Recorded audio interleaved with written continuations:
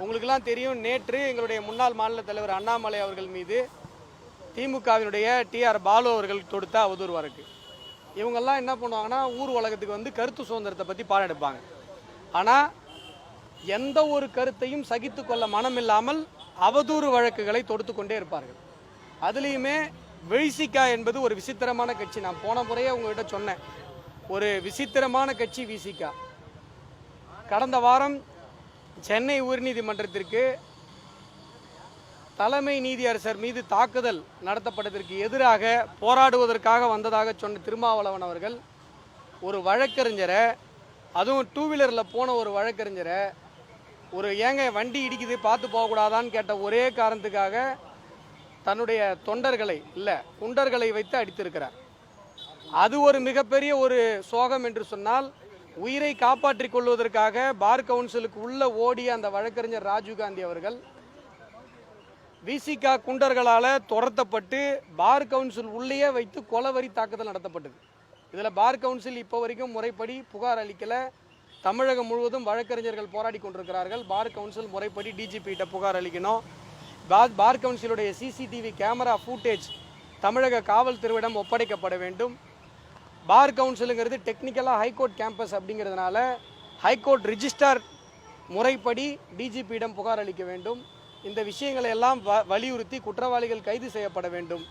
முதல் குற்றவாளியாக திருமாவளவன் அவர்கள் சேர்க்கப்பட வேண்டும். இதையெல்லாம் வலியுறுத்தி தமிழகம் முழுவதும் வழக்கறிஞர்கள் போராடி கொண்டிருக்கிறார்கள்.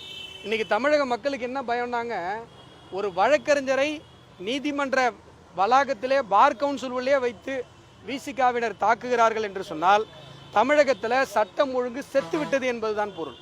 இதில் வெளிப்படையான ஆதாரம், வீடியோ ஆதாரம் ஊடகங்கள் வெளியிட்ட பிறகும் கூட திருமாவளவன் அவர்கள் செங்கல்பட்டு மீட்டிங்கில் பேசுகிறாரு, சரியாக அடிக்கலைங்க, 4 தட்டு தான் தட்டினாங்க, ஒழுங்காக அடிக்கலை அப்படின்னு பேசுகிறார்.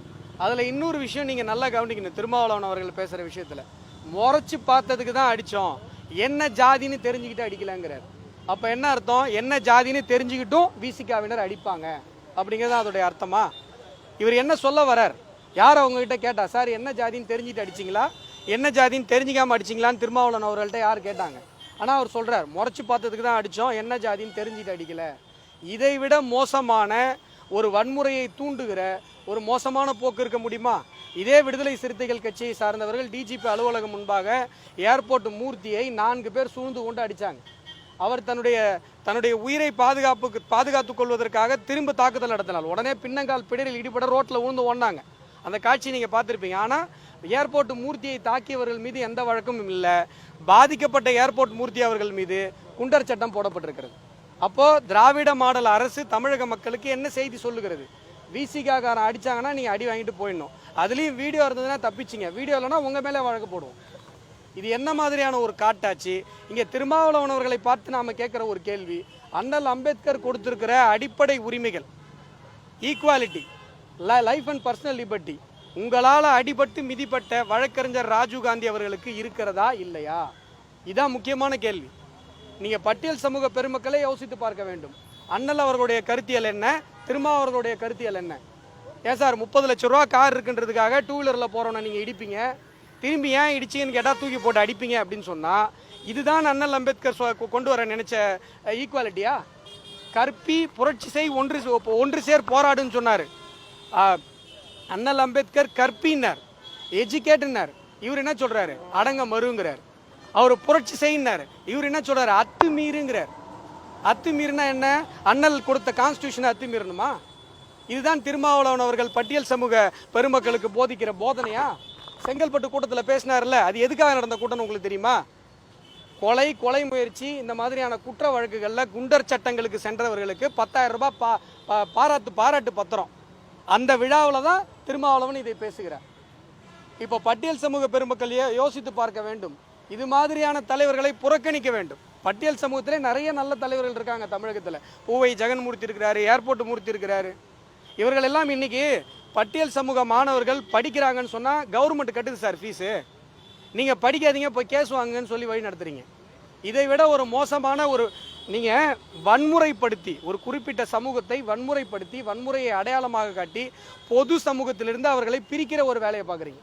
இன்னைக்கு 30 லட்ச ரூபா கார் இருக்குன்றதுக்காக டூ வீலரில் போகிறவனை அடிக்கிறீங்க அப்படின்னு சொன்னால் 1000 வருஷமா என்னிடம் அதிகாரம் இருக்கு அப்படின்னு சொல்லி அந்த ஆண்டான் அடிமை மனோபாவத்தை நீங்கள் நியாயப்படுத்துறீங்கல்ல. இது யாருமே கேள்வி கேட்கணும்ல. நீங்கள் வந்து சார் நாங்கள்லாம் வந்து இடதுசாரி அரசியல் பேசுகிறோம் சார், ஆண்டான் அடிமை தத்துவத்துக்கு எதிராக பேசுகிறோம் சார், அம்பேத்கரியம் பேசுகிறேன் சார், ஒருத்தருமே கேட்கலையே சார். இன்றைக்கி உங்கள்கிட்ட கார் இருக்குன்னா டூ வீலரில் போகிறோன்னு அடிப்பீங்களா? உங்கள்கிட்ட கார் இருக்குது, உங்கள்கிட்ட வந்து திராவிட மாடல் அரசு உங்களுக்கு இருக்குது, நீங்கள் கூட்டணி கட்சி கூட்டாளியாக இருக்கீங்க அப்படின்னா நீங்கள் மிரட்டி எஃப்ஐஆர் போட விடாமல் பண்ணுறீங்க அப்படின்னு சொன்னால் யாரை வேணால் நீங்கள் அடிக்கலாமா? என்ன மெசேஜ் சொல்கிறார் திருமாவளவன்? அவருடைய கருத்தியல் என்ன? இதுதான் மிக முக்கிய கேள்வியாக இருக்கிறது. இதற்கு திருமாவளவன் அவர்கள் பதில் சொல்லியாக வேண்டும். உங்களால் அடிப்பட்ட ராஜீவ்காந்தி அவர்களுக்கு அடிப்படை உரிமைகள் இருக்கிறதா? ஈக்குவாலிட்டி, அண்ணல் அம்பேத்கர் கொடுத்த ஈக்குவாலிட்டி ஃபண்டமெண்டல் ரைட் அவருக்கு இருக்கிறதா? அதை மீறுவதற்கான உரிமையை உங்களுக்கு யார் கொடுத்தது? உங்ககிட்ட கார் இருந்தால் ரோட்டில் டூ வீலரில் போகிறோன்னே நீங்கள் இழுத்து போட்டு அடிப்பீங்களா? உங்ககிட்ட அதிகாரம் இருக்குது, திராவிட மாடல் காவல்துறை உங்களை கண்டுக்காதனா நீங்கள் யாரை வேணா அடிப்பீங்களா? இதுக்கு திருமாவளவன் பதில் சொல்லியாக வேண்டும்.